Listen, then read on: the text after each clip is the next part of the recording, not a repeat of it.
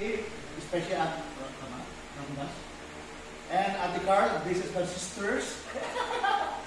Well, say something, Ate Carl. I think also brother will also say something. And wala kayo dito eh. That's why, say something, Ate Carl. Pioneer ng JCMI Christian Academy Incorporated and Jesus Christian Community Ministry Children's Care and Learning Center ang nahabaral at least nandito po sila sa Pilipinas. Amen. Siguro. Good morning, good evening.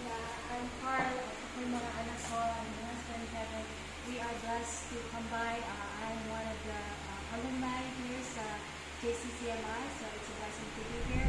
We're here for a few more days and we're going back home to Rhode Island. So God bless everyone and I hope everybody has a good day or Sunday or a special day. Amen. Okay, go. You want to say something? May the Lord continue to bless you. Thank you. About the young ladies. Okay, go. Say something.